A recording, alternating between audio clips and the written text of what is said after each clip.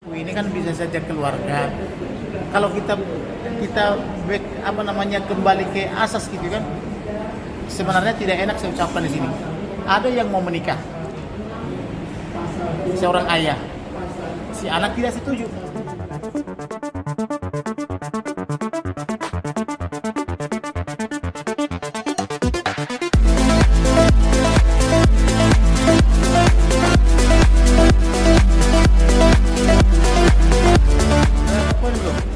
Nah, si anak ini dalam keadaan tidak setuju, pergi ketemu temannya. Udah tahu kan? Nah, bisa saja dalam tanda petik bla bla bla gitu. Ini adalah keceplosan dari ayahandanya Myrna, Sandi Salihin, yang bilang bahwa saya itu punya botol yang dia nilai itu adalah botol tempat menyimpannya cyanida. Tidak ada yang bisa mengatakan bahwa Jessica memasukkan racun ke dalam minuman Myrna. Tidak ada buktinya, apalagi CCTV-nya, Bang. Oke, begini. Umpama nih ya, kita abaikan dulu deh. Ahli IT. Oke. Ya. Orang ngomong begitu kan? Ya. Sekarang apakah anomali atau tidak? Ya, kalau misalnya semua kelihatan, cuman satu yang nggak kelihatan saat dia meracun, waktu masukin gitu loh. Badannya miring dikit gitu, tapi tangannya habis ngambil di pelintir, masuk ke jep. Ya.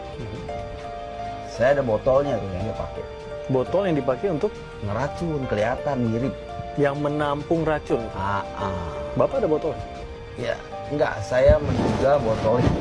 Oh, seperti karena dari itu? Australia, iya. Oh. Kecil, jadi sampel daripada perfume. Oke. Kecil.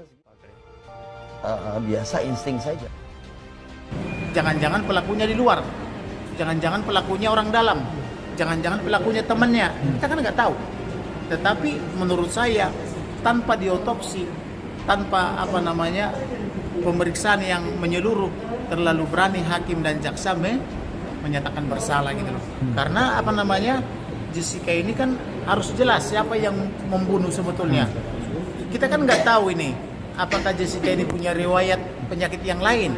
Kita kan nggak tahu, atau sudah diracun di luar ketika minum kopi jadi kena. Kita kan nggak tahu, atau dikena di jalanan, atau kena di tempat itu.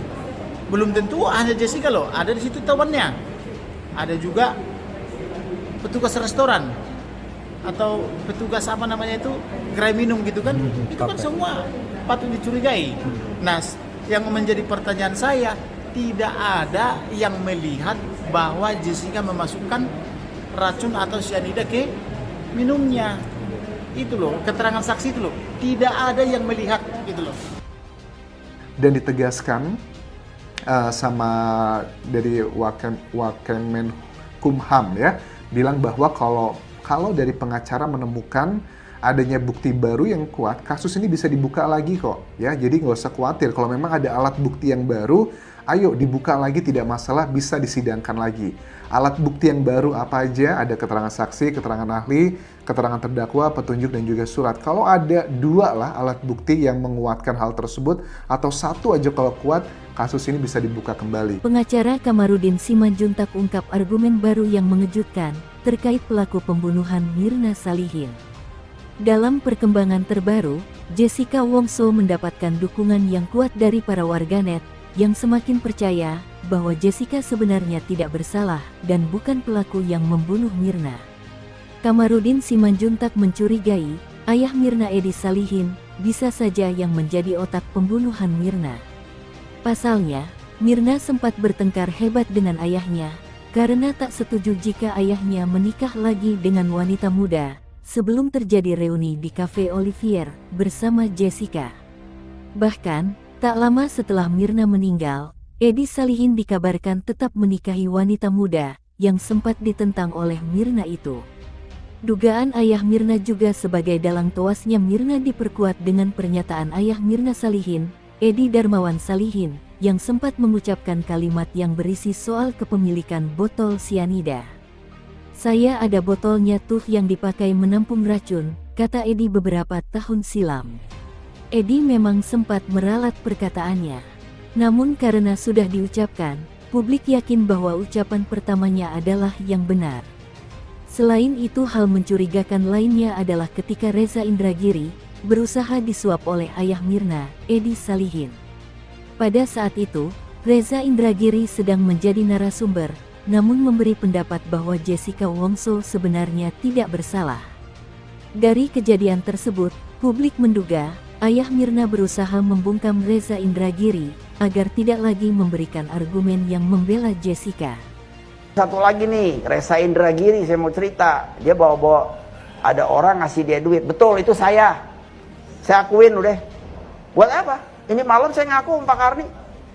Jadi ceritanya begini, kita jadi narasumber itu waktu saya sebagai korban, si Reza Indragiri sebagai ahli forensik. Korban apa ini? Korban mati anaknya lah. Oh, bapak korban. Di interview. Setelah di interview kita duduk tuh di ruang duduk. Dikasih makanan kue gitu, minum. Terus saya tanya, bang naik apa bang? Naik taksi, naik apa tuh? Grab. Nggak tahu lah, naik kereta apa naik bus, saya nggak tahu. Online Dia lah. rumahnya di Bogor, belakang rumah teman saya. Terus kita baiklah. Saya sih nggak mau musuhan sama siapa juga, dianya aja yang mabok. Nah, nggak tahu dibayar oto apa enggak itu. Dia ngomong begitu. Dia kencing. Terus saya selipin duit berapa juta perak lah begitu. Maksudnya supaya dia bisa pulang, punya uang. Kesian nih. Dia jadi narasumber kan suka dikasih tuh duit tuh kecil-kecil. Kalau saya kan bagiin buat duafa, kenapa? Nah ceritanya seperti itu. Kejadian bahwa Reza Indragiri berusaha disuap oleh ayah Mirna terungkap saat ada kru dari Netflix mewawancarai Reza Indragiri sebagai narasumber untuk pembuatan film dokumenter Ice Cold yang menceritakan Jessica Wongso. Reza Indragiri menegaskan, pada saat kejadian, dirinya langsung menelpon KPK dan sama sekali tidak menerima uang tersebut demi tetap membela keadilan untuk Jessica Wongso. Dan pada saat yang sama saya mulai mendengar suara gesekan seperti suara gesekan kertas. Ini sepertinya orang ini memasukkan uang ke dalam tas saya. Ngobrol dengan saya itu selalu menggunakan kata-kata yang tidak senonoh, kata-kata yang tidak pantas, kata-kata yang tidak terdidik, kata-kata yang tidak beradab, yang tidak akan saya gunakan. Tapi saya pastikan bahwa pihak yang menelpon saya itu secara objektif memang pihak yang punya jabatan, pihak yang punya kuasa, pihak yang menduduki posisi penting di lembaga negara. Mungkin dia merasa dengan power yang dia punya, dengan pangkat yang dia punya, dengan jabatan yang dia punya, dengan nama besar yang dia punya, barangkali dia bisa membungkam saya. Di suatu siang, masuk telepon ke saya.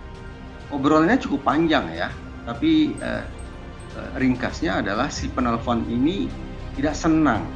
Juga sama tidak senang dengan apa yang saya lakukan di ruang publik. Dengan kurang lebih kalimat bahwa udahlah, berhentilah bicara, udah stop, gak usah ngomong-ngomong lagi sama sekali. Seumur-umur dari sekian banyak kasus yang saya komentari, baru kali itulah ada pihak tertentu yang meminta saya dengan nada yang tidak menyenangkan untuk berhenti bicara. Karena ada sebagian pihak yang menganggap bahwa seluruh pihak yang dilibatkan dalam film dokumenter tersebut dibayar. Saya tidak tahu ya tentang para ahli lain, saya sama sekali tidak tahu. Tapi dengan saya pribadi, saya pastikan keterlibatan saya di film dokumenter itu nilainya 0 rupiah. Oke. Jadi walaupun ada pihak menyebut saya duafa dan mencoba mengongkosi saya pulang ke Bogor, katanya begitu, tapi saya pastikan saya tidak semiskin itulah.